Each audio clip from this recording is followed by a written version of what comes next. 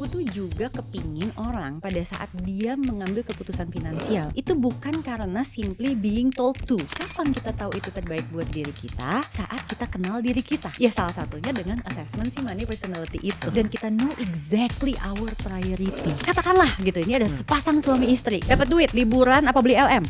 Beli LM. Rumah, KPR apa cash? Cash. Jalan-jalan, pulang bawa oleh-oleh apa enggak? Enggak. Oh emang sama. Pelit. Iya. Gaya hidup, frugal apa sederhana? Frugal. Bedanya gimana? Bukannya sama frugal dan sederhana? Halo semua, balik lagi di podcast Ruang Tunggu.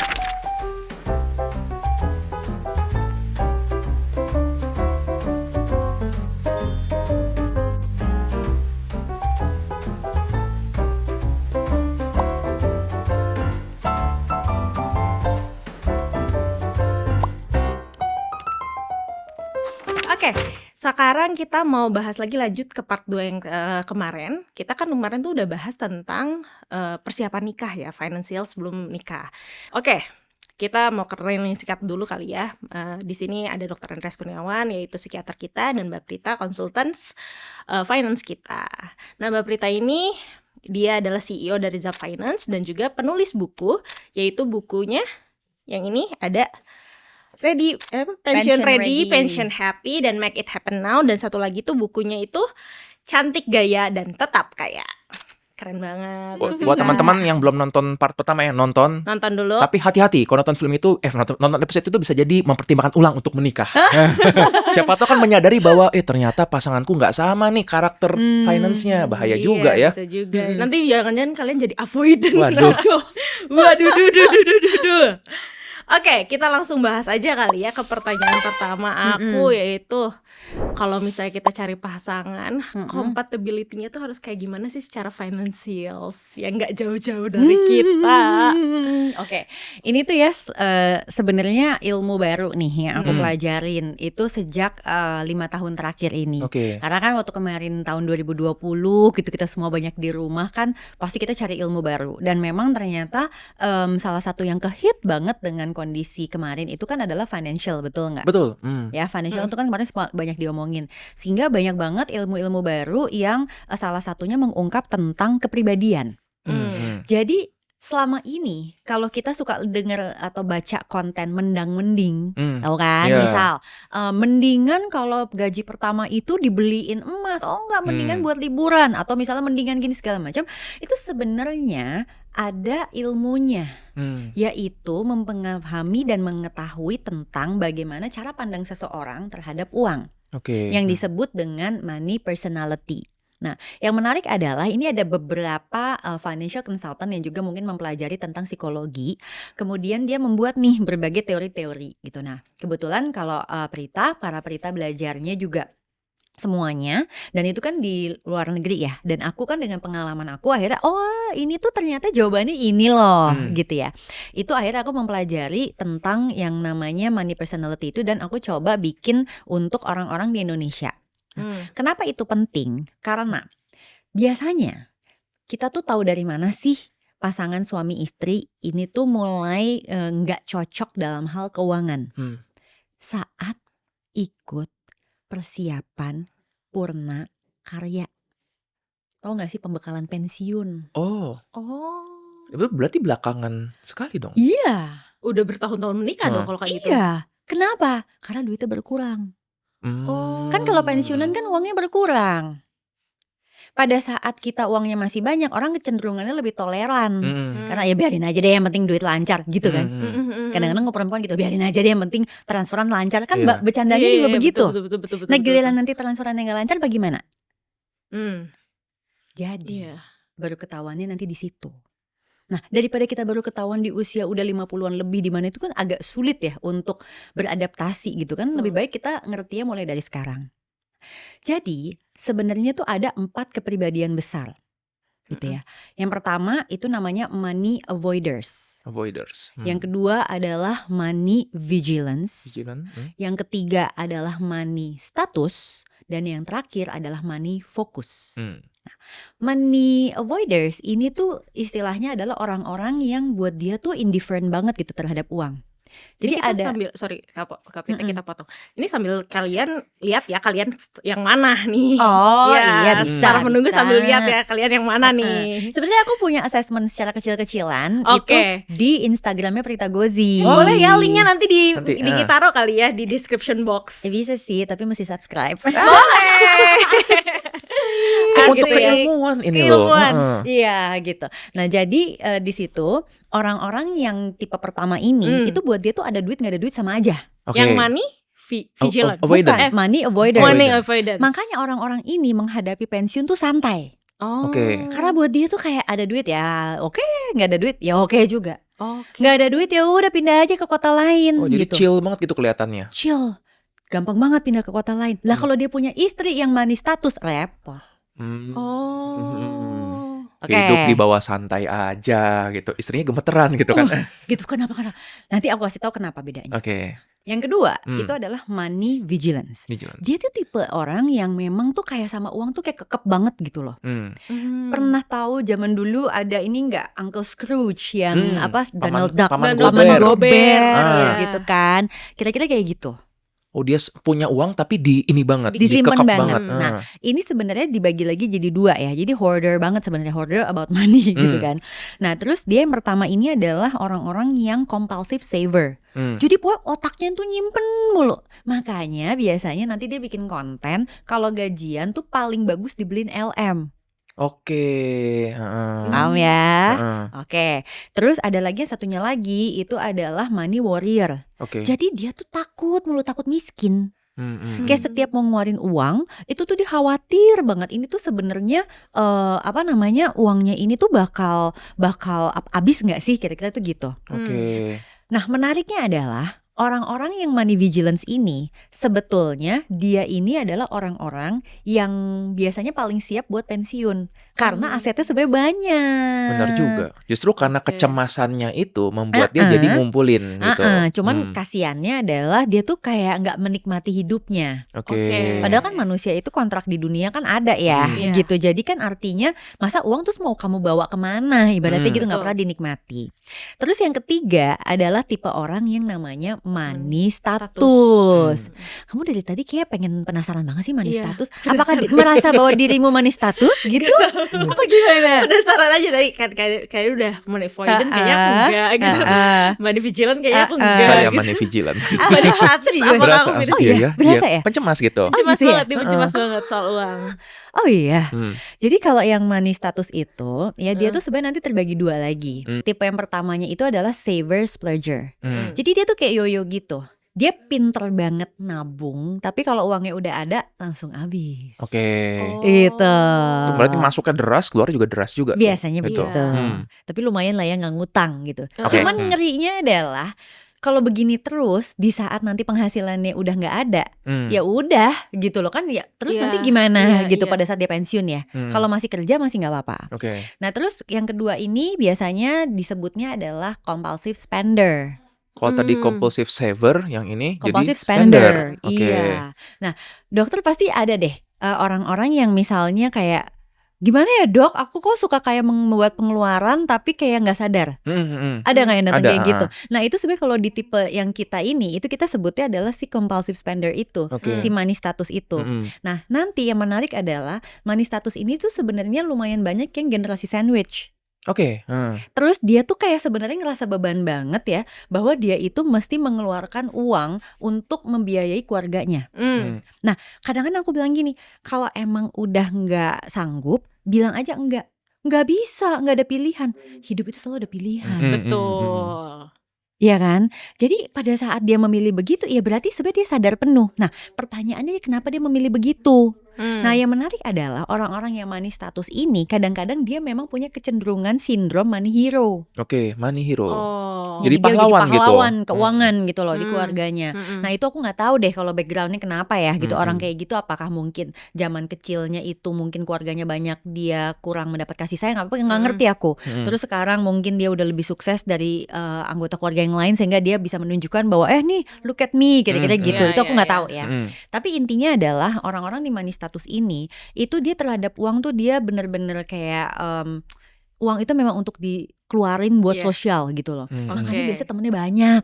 Ini dianggapnya royal gitu dia ya. Iya, Heeh. temennya banyak, nggak pernah kesepian gitu. Oke. Tapi aku khawatir kalau ngitungnya nggak bener, Hmm. nanti dompetnya sepi Hmm. saat udah pensiun. Gimana Selalu dong? perkiraan nanti ketika cash flow apa yang masuknya itu sudah Heeh. berkurang. Kalau sekarang Iya, mungkin kalau sekarang aman. mah apa? Aman gitu Oke, oke, loh. oke, oke. Nah yang Sakit. terakhir namanya money focus.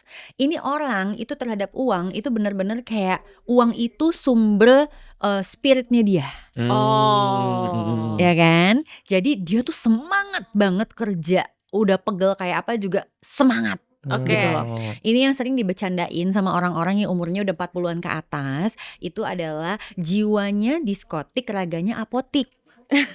Jiwa semangat banget gitu ya. Semangat banget gitu kan, padahal sebenarnya nggak sanggup. sanggup gitu kan ya, gitu kan. Oke. Kayaknya aku ini. Jadi Kayaknya kamu sih. yang mana? Jadi kamu yang sebenarnya yang money status sampai money Iya. fokus. Fokus. Iya. Oh gitu. Kayak banyak itu tuh kayak aku bayangnya Mr. Krabs, uang gitu kan yang kayak pokoknya Iya ngumpulin kan? gitu. Jadi tipenya nih ada dua nih nanti. Dia Aku kalau udah compulsive nyari money duit, maker. Bisa nggak tidur berhari-hari. Sumpah. Sumpah. Oh no. Nah itu compulsive money maker tuh berarti. Nah, Iya. jadi dia tuh otaknya tuh nyari duit terus gitu loh. Wah nggak berhenti gitu kan ya. Terus kayak misalnya nyicil rumah, nggak apa-apa gitu. Pokoknya gue pasti bisa cari cara buat bayar cicilan itu. Iya. Oke. Iya. Itu compulsive money maker. Nah satunya lagi itu sebenarnya istilahnya the gambler. Bukan dia tukang judi ya. Oke. Tetapi dia tuh kalau ngambil keputusan finansial tuh sangat spekulatif. Oke. Gitu, dan emang bisa aja sih dapet gitu loh, cuma Iya. sangat spekulatif. Cuman orang Oke. ini juga kalau sampai dia gagal juga dia santai aja karena dia selalu akan percaya aku akan bisa lagi Iya. gitu. Oke.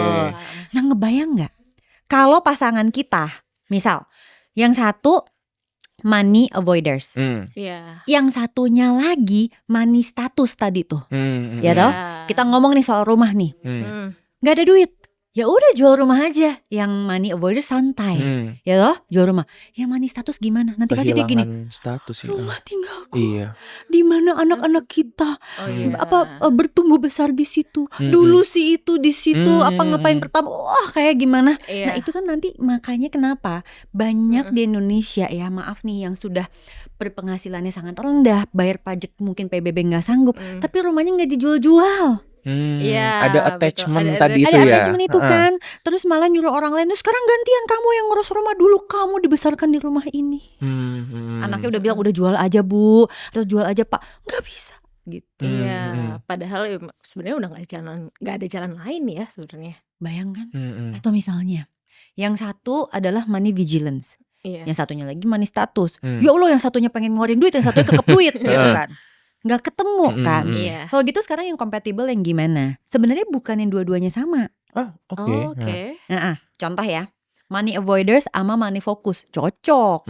Kenapa? Oke. Yang satu cuek banget, yang satu hobi banget ngurusin duit. Oke. Iya. Jadi yang satu akan terserah kamu aja deh. Oke. Gitu kan ya. Yang satunya lagi emang dia seneng Heeh. banget nih ngurusin duit. Wah, cocok gitu kan. Iya. Terus misalnya yang money vigilance sama yang money avoiders itu juga biasanya cocok. Karena Sama-sama sama-sama yang nyimpen. satunya nyimpen, yang satunya ala cuek aja lah gitu kan. Iya. Kira-kira kayak gitu. Terus kalau yang money status kalau gitu cocoknya sama siapa? Sebenarnya dia lumayan banyak gitu ya. Asal dia bisa bareng sama money avoiders itu dia cocok tuh sama money focus. Yang satunya work, yang satunya shop. Jadi workshop kan Workshop. gitu. Workshop. Itu cocok Iya. banget. Jadi sebenarnya nyari yang compatible tuh gampang gitu. Oke. Yang penting tadi menyadari bahwa nih karakternya seperti ini dan kamu bakal hidup sama orang ini sampai bertahun-tahun ke depan. Hopefully seperti itu. Oke, kalau tadi pas dengarkan Mbak Prita cerita, aku keinget ini pasti ada hubungan dengan gimana dibesarkan sih di Betul, masa aku kecil. baru mau nanya, itu Benar ya? gimana pas masa kecilnya? Aku membayangkan gini, karena ini kan juga mungkin topiknya sama. Kalau ini kan tentang keuangan. Kalau dulu tuh kita pernah bahas tentang attachment issue. Jadi gimana orang berelasi menyampaikan perasaannya. Orang yang cenderung untuk di-deny perasaannya, kayak udah nggak usah marah, nggak usah nangis. Akhirnya cenderung untuk tidak membicarakan itu. Nah mungkin aku bayangkan kalau tadi yang money avoidant itu, ini cenderung dibesarkan di keluarga di mana dianggap ini uang itu tabu, uang itu jahat. Jadi kayak jangan kayak gitu. Jadi akhirnya dia jadi ngerasa ini topik yang menyakitkan. Iya, Dan sayangnya biasa karena begitu. tidak diklarifikasi, nggak diperbaiki perbaiki, dia tumbuh besar dengan seperti itu.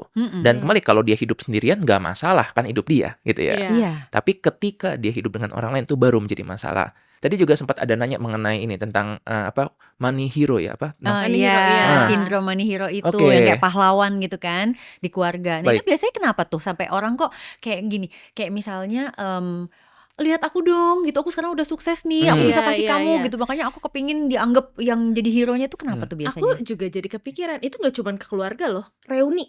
Oke, ya. Kalau reuni juga kan ada temen, ya dalam tanda kutip temen yang pingin dilihat kalau dia udah sukses. Oh, bisa jadi. Kepikiran Ya, satu itu kan orang. memang money status. Iya, money Status itu ya, benar. Itu kenapa tuh biasa Oke. di masa Kenapa tuh? kecilnya? Iya. Kalau money hero itu aku ngelihatnya tadi mungkin yang nyambung adalah kita bilang ada rescue fantasy kalau dalam ilmu jiwa. Dulu kami nih waktu belajar pendidikan ilmu jiwa itu dikasih tahu hati-hati dengan rescue fantasy. Yaitu ketika kamu pengen banget menolong seseorang. Pertanyaan kita kan dokter kerjanya emang nolong orang. Oke. Tapi dia mengatakan ketika kita terlalu ingin menolong seseorang jadinya nggak realistis. Oh. Nah, itu bisa jadi macam-macam. Kalau dibilang misalnya ini, anggaplah aku pernah punya masalah dengan ibuku misalnya. Ibuku sakit, habis itu misalnya ibuku tutup usia, misalnya gitu. Nah, lalu ketika aku melihat pasienku seorang ibu-ibu, aku mungkin akan bilang ke anaknya, kamu tuh harus jagain ibu kamu, bla bla bla bla, nggak boleh tuh. Jadinya aku rescue fantasy terhadap sosok ibu ini. Padahal kan, loh, anaknya belum tentu lo bisa untuk memiliki waktu seperti itu. Nah, termasuk juga misalnya aku pernah punya adik gitu. Adikku misalnya perempuan, terus adikku patah hati. Ketika aku menemukan pasien perempuan juga yang cowoknya toksik, kamu harus putus dari dia. Nah, jadi tadi rescue fantasy itu jadi bikin gak realistis. Dalam hal ini bisa jadi itu kalau secara finansial ya, mungkin dia berasal dari keluarga yang tidak baik secara finansial dan dia tuh itu nggak enak. Jadi tuh dia jadi sangat ingin untuk menolong orang-orang supaya jangan sampai mengalami yang sama dengan dia. Bisa juga sebaliknya, dia mungkin dulu dia dikecilkan, diledek mungkin. Jadi tadi merasa bahwa wah aku harus menunjukkan kayak tadi kan bahwa ini aku bisa supaya aku nggak diremehkan lagi. Jadi ada bagian dari identity yang dia taruh terhadap uang tersebut. Sebenarnya secara umum kita pasti kok naruh identity kita di satu hal, entah di pekerjaan, entah di mobil. Cuma tadi yang berbahaya adalah kalau kita naruh semua identity kita hanya di satu itu saja. Begitu. Ini yang menarik ya, kalau misalnya ngomongin tentang si financial compatibility itu gitu ya. Itu kan nanti pada saat berkeluarga, misalnya keluarga ini adalah generasi sandwich. Maka pertanyaannya adalah seberapa dari uang rumah tangga yang bisa dikasih ke kanan dan ke kiri. Betul. Oke, nggak bisa sih ikhlasnya tuh. Gak bisa dong buat yang money vigilance. Oh iya, Oh iya bener juga. Lu kan money vigilance. Nah kalau yang money vigilance tuh pasti ngitung banget gitu kan ya. Makanya biasanya itu nanti solusinya adalah dengan budgeting. Again aku balik lagi ke situ. Karena dengan budgeting ini numbers never lies. Ya, uang tuh tidak pernah berbohong. Makanya penting banget kalau misalnya kita udah punya budget, itu kita komunikasi. Oke. Jadi akhirnya kita ngerti gitu loh sebenarnya antara rumah tangga inti kita sama yang luar itu seperti apa. Oke. Gitu. Nah, orang-orang yang misalnya money avoiders ini susah diajak budgeting. Karena buat dia tuh kayak again kan uang ada Iya. uang nggak ada uang kayak sama aja Bodo gitu ya. amat. Bodo amat, makanya biasanya dia nggak ngebudget. Nah untuk yang ini biasanya saran aku adalah terutama kalau dia belum menikah ya kan dia tetap harus mengelola keuangan ya. Aku akan bilang ya udah kalau gitu kamu pakai cara pembagian rekening aja. Jadi pada saat dapat penghasilan, ya udah nih kamu taruh misalnya sejumlah uang, katakanlah kita ambil penghasilannya 5 juta. Oke, kamu ambil 3 juta taruh di rekening A. Nah, ini untuk kamu hidup. Terus kamu ambil misalnya 1 juta ini untuk kamu tabung. 1 juta lagi buat kamu gaya hidup. Nah kamu mau kasih orang atau kamu mau kasih hadiah itu ngambil dari yang 1 juta terakhir ini si playing tadi itu. Oke. Terus kalau orang yang money vigilance itu aku biasanya ajak bikin tools yang namanya net worth statement.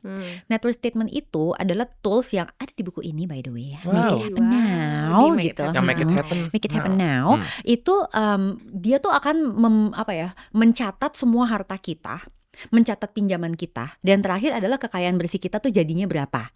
Karena kekayaan bersih itu adalah aset harta dikurangin pinjaman. Nah, dia tuh di situ harusnya terbuka. Aku tuh kaya ya gitu. Jadi jangan pelit-pelit amat gitu loh. Jadi dia punya nih gitu ya untuk bisa dikasih untuk either diri dia sendiri atau misalnya untuk pasangan atau misalnya untuk keluarga. Nah, orang yang money status again itu mesti budgeting. Kalau money status yang ketiga kan, karena kan dia ngeri banget nih, dia tuh gampang banget royal gitu kan. Jadi tuh benar-benar harus budgeting yang sangat detail. Oke. Yang benar-benar misalnya berapa sih yang boleh untuk itu sekian persen, apa sedetail itu. Nah, kalau orang yang money fokus emang dasarnya dia suka. Karena dia suka, biasanya aku juga bilang, udah kamu pakai budgetingnya juga yang sangat detail gitu loh. Jadi uang yang dia punya itu akan sangat-sangat efisien larinya tuh kemana aja. Nah, dengan begini harapannya, apapun money personality kita bisa mengelola keuangan tuh dengan lebih baik lagi. Dan kalau kita punya pasangan, itu kita bisa saling mengerti dan kita bisa mengambil keputusan finansial yang memang bermanfaat buat rumah tangga kita. Bukan sekedar kayak debat kusir doang gitu. Iya, dan aku juga jadi nanya, sebenarnya kan dari pengalaman kamu jadi psikiatri ya, berapa sih angka perceraian terkait dengan financials? Nih susah nih karena datanya nggak ada ya. Tapi memang cukup banyak yang datang itu masalahnya terkait dengan finansial. Cuma mereka gini, setelah tadi ngobrol juga sama Mbak Prita dan aku refleksikan, yang jadi masalah tuh bukan nggak ada uang, tapi cara berantemnya.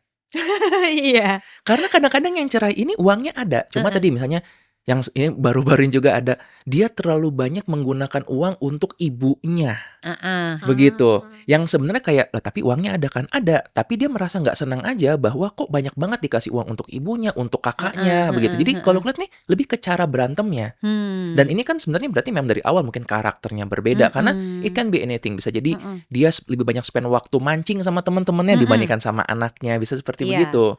Benar itu kan sebenarnya balik lagi ke podcast kita yang pertama tuh gitu. Pada saat dia melihat tentang keluarga tuh sebenarnya kamu gimana sih tentang masa depan keluarga kita, apa yang kamu value penting, apa yang kamu ini dan itu, kan kira-kira seperti itu. Makanya tadi aku bilang kan, orang punya rumah sendiri sebenarnya bebas aja.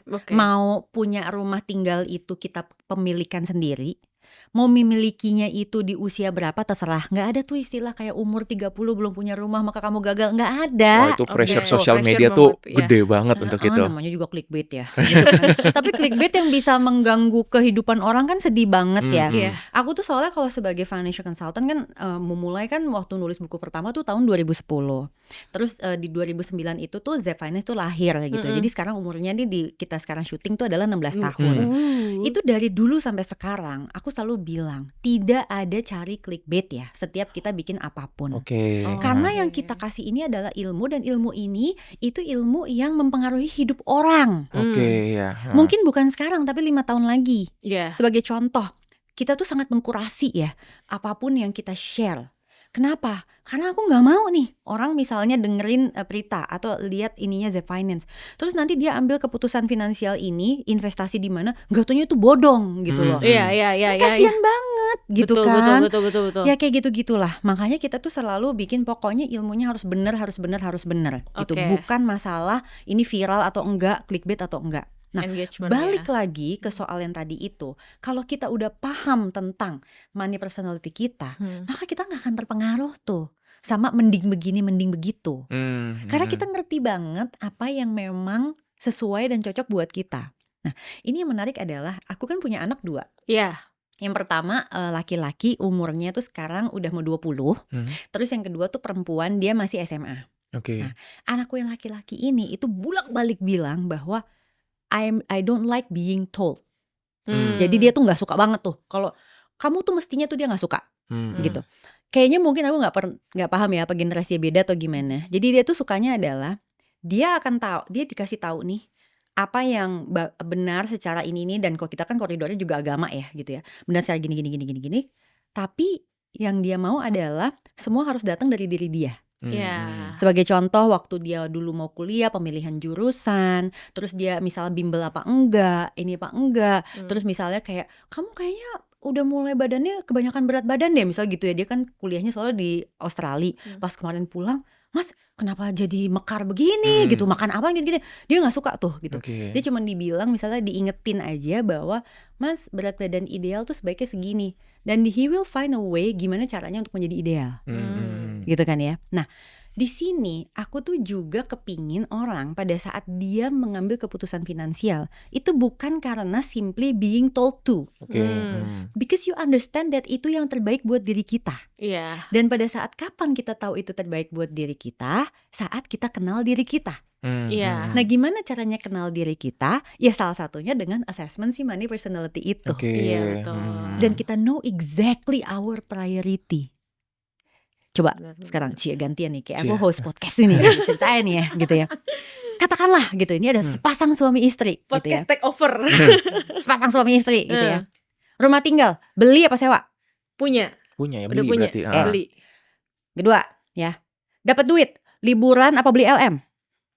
Beli LM. Beli yang lain. Kok ngeliat-lihatan, gak boleh, lihatnya ke aku. Jadi gak iya. boleh pasangan yang ngomong apaan. Beli yang Oke, gak boleh ya. Iya. Oke, Lu lihat Nunu deh. oke. Rumah, KPR apa cash? Cash. Cash.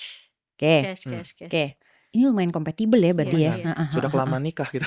Terlalu lama terlalu nikah. lama menikah. Begitu emang berarti emang cucu aja. Untungnya. Gitu. Oke, jalan-jalan, pulang bawa oleh-oleh apa enggak? Enggak. Oh emang sama. Pelit. Pelit. Iya. Bukan. Bukan sama pelit gitu. Gitu ya. Iya. Terus oke, gitu. Gaya hidup, frugal apa sederhana? Frugal. Bedanya gimana frugal Ya, sederhana? dia bingung bedanya apa. Bukannya sama frugal dan sederhana? Beda. Kan Kan frugal udah selesai. Berarti selamat, Anda kompatibel. Wah, iya. Frugal, kita tuh selalu milih yang paling murah. Oh ya. Iya. Iya. Bukannya aku selama ini mikirnya tuh kayak dua itu sama tuh, frugal sama sederhana itu. Enggak, aku tuh selalu Beda pilih yang dong. murah. Beda. Ini kita ngomongin bahasa finansial ya. Iya. Boleh. Financial terms-nya, frugal itu adalah always opt tuh berarti memilih for the most economic options, berarti yang paling murah di bagian tersebut. Oke. And small. Jadi size-nya tuh small. Beli minum, small bukan large. Oke. Makanan, ya pokoknya yang penting nyoba gitu, tapi Iya. bukan Kita kan kalau misalnya ke Jepang, Iya, makanan yang bagi penting dua. bagi gitu. Bagi dua. Mm-mm. Semuanya yang penting nyobain. Most economic options. Artinya nggak ada ceritanya kita beli barang yang lebih, misalnya ada brandednya, padahal untuk fungsi yang sama. Nggak ada. Karena if you understand accounting, ada yang namanya intangible asset. Salah satunya itu adalah merek. Merek tuh ada value-nya, ada Iya. nilainya, dan itu akan terrepresentasikan dalam harga. Betul. Ya, itu kenapa menjelaskan kayak sama-sama sepatu gitu ya, beda merek, beda desain, beda apa tuh bisa beda-beda, even dengan bahan baku yang sama. Betul. Bener nggak? Ya kan? Bahan bakunya sama loh. Batik paling gampang deh aku ngomong batik. Kenapa ada batik yang harganya satu piece 10 juta? Kenapa kita bisa nemu yang satu piece 1 juta? Itu karena apa? Tulisan gitu kan, karya seni gitu. Sama-sama batik tulis, Kak. Sama ya. Oh. Sama-sama batik tulis nih, Dok. Bahan bakunya sama, kenapa? Karena yang ngedesain siapa? Rumah desain mana? House of apa yang kayak gitu-gitu, bener nggak? Itu kan Betul. ada mereknya. Jadi Anda membeli merek, bener nggak? Kalau Anda membeli merek ya Anda nggak bisa bilang diri Anda frugal. Kalau frugal itu Anda membeli functions. Membeli functions yang asal serve the same functions yang mirip-mirip Exactly. gitu, maka ya sudah gitu. Nah sekarang kalau sederhana apa? Sederhana itu terms-nya kalau dari sisi financial itu modest. Kalau modest itu artinya kemampuan finansial kita di mana, kita belinya gimana. Oke. Contoh, dokter bisa pergi dengan pesawat terus pakainya bisnis class. Bisa, sanggup gitu ya. Nggak maksa. Tapi karena kita sederhana, kita mikir, oh ekonomi aja nggak apa-apa. Ya. Ini kalau di media sosial itu jadinya berat nih. Kenapa? Karena orang kan ngelihat kadang-kadang dari kacamata masing-masing nih. Buat orang kayak udah bisa naik pesawat ekonomi aja tuh sesuatu gitu, misalnya gitu gitu. Tapi mungkin buat orang tersebut memang dia tuh udah hidup sederhana karena mampunya dia tuh adalah di bisnis kelas gitu loh. Oke. Gitu. Jadi pada saat kita melihat sederhana terms itu, then we must understand, oh maksudnya sederhana itu adalah ya kita hidup di bawah kemampuan finansial. Karena tipsnya adalah things that you can afford belum tentu kita mesti beli. Iya, Ini menarik. menarik kan. Karena seringkali gini kan, kalau aku pikirnya sebagai manusia, Mm-mm. kita tuh, ini aku sering bahas juga tentang manusia itu kita punya needs, wants, desires. Nah, kalau needs itu kebutuhan dasar kayak misalnya air, tempat Iya. tinggal, tanpa itu Mm-mm. manusia susah buat survive. Mm-mm. Nah, wants itu versi upgrade-nya dikit. Jadi aku mau air dingin, boleh. Mm-mm. Aku mau rumah yang ada AC-nya, boleh Mm-mm. gitu. Nah, tapi gawat tuh ketika udah desire. Mm-mm. Karena desire ini versi atasnya lagi yang nggak ada batasannya. Mm-mm. Kayak misalnya aku mau ngoleksi jam tangan mewah, nggak ada batasannya. Jam Iya. itu mungkin suatu kebutuhan, jam tangan yang akurat atau bagus itu mungkin suatu wants, tapi kalau sudah jam tangan mewah yang koleksi sampai banyak, Mm-mm. itu fungsinya Udah udah bukan desire. untuk jam lagi gitu, Mm-mm. untuk memenuhi tadi kan desire tersebut. Betul. Hmm, Nah itu balik lagi ke financial compatibility, itu juga berpengaruh. benar juga. Ada juga orang-orang yang nganggap ya ini adalah tadi, berarti mungkin yang status gitu, yang nganggap bahwa ini sesuatu Iya. gitu. Dan buat dia penting. Terus punya Hmm. pasangan yang bilang itu nggak penting kan jadi kesel banget kan I see. gitu. Kamu nggak penting buat aku gitu kan. Apa sih sama aja gitu. Kayak Mm-mm. misalnya bapak-bapak ditanya, kamu kenapa sih mesti punya banyak tas? Misalnya kayak gitu. Iya. Ya, Kamu kenapa harus punya banyak jam? Iya. Pertanyaan, kemarin aku beli tas yang ini kecil, lucu menurutku, ngapain Lu yang kecil beliin gitu? bukan gue. Ya, tapi setelah dijelaskan, oh iya sih, lucu gitu kan, gitu. Ah. Jadi Lu yang gini, beliin buat gue, bukan gue. karena gini, aku berpikir sebagai sudut pandang misalnya seorang laki-laki, misalnya, ya udah tas gede segede-gedenya gitu, supaya bisa Semuanya untuk bisa semuanya. masuk Iya. gitu kan. Gitu, makanya tapi kan tadi kan setelah kita jadi belajar bahwa oh ini memang bukan sekadar tas doang, begitu. Buat Ada dia. ada entah itu fashion statement atau apa, dan aku maklumi, oh ya sudah, gitu. Betul. Jadi ada titiknya nih ya, harus dicari keseimbangan antara kita memahami pasangan kita dan diri kita, dan kita juga sadar apa yang tetap masih sehat dan kuat secara finansial. Oke. Betul Iya. nggak? Karena kita juga nggak bisa dong bilang kayak misalnya, oh aku kan money status jadi harus seperti ini, kalau nggak nanti Ya jadi paham defensif kan? banget. Jadi defensif. Padahal sebenarnya Hmm. pakem-pakem sehat dan kuat finansial tuh udah ada. Oke, Gitu. betul. Oke deh, pertanyaan semangka dari aku adalah ini, bisa nggak sih si ya tadi money personality ini diubah? Kalau dari sisi finansial enggak. Oke. Kalau dari sisi kejiwaan aku nggak tahu.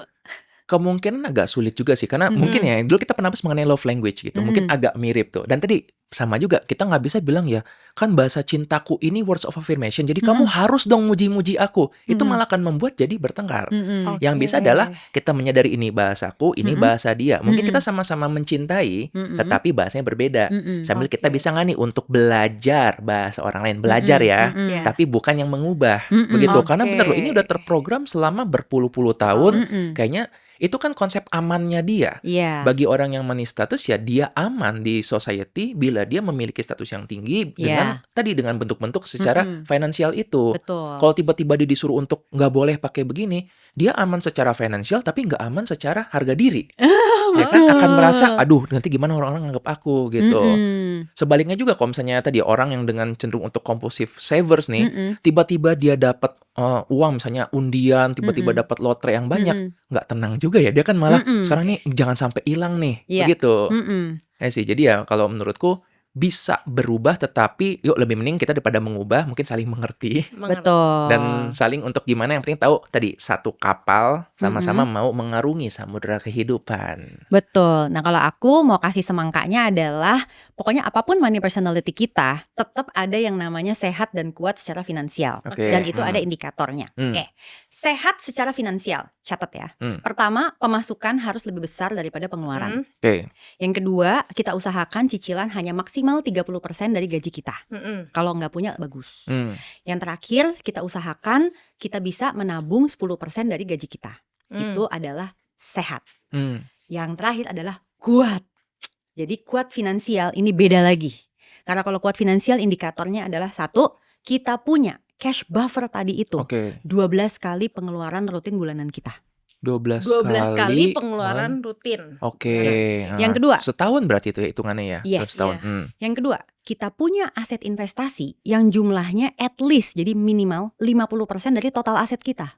Hati-hati kalau kita punya rumah tinggal, aset investasi kita nggak setengah dari harga rumah kita, berarti kita belum kuat. Oke. Ya toh?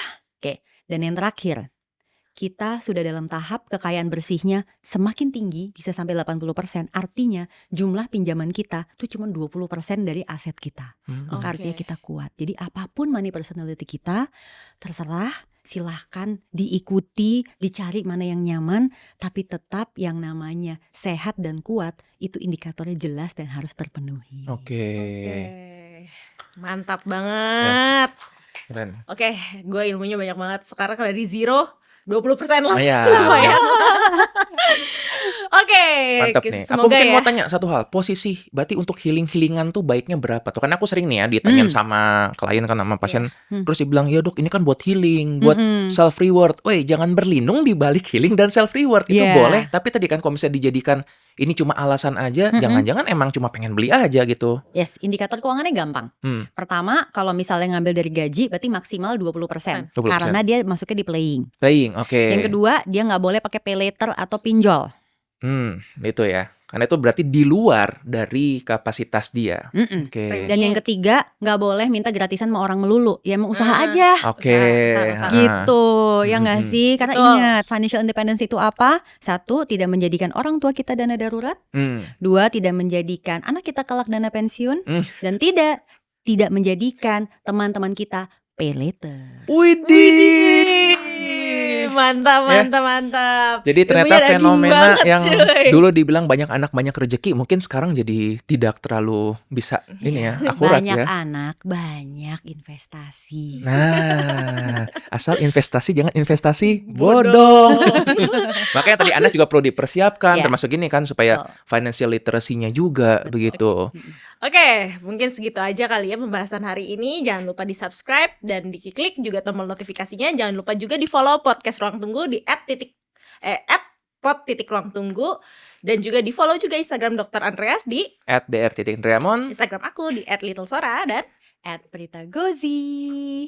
oke, kalau kalian ada pertanyaan atau ada masukan silakan aja diketik di kolom komentar di bawah. Terus kalau misalnya kalian mau ikutan tadi personality testnya ada di link description box di bawah juga, dan kalau ada masukan juga bisa diklik di link di bawah juga. Oke, sekian aja diskusi hari ini. Daging banget ilmunya, finansial gue naik banget literasinya. Oke, jadi bye-bye. Terima kasih para Makasih. penunggu, dan ingat di setiap perhentian pasti ada cerita. Ceritanya. Jangan lupa di-share pada pasangan kalian. Yuk, yang mana nih personality kalian? Oke.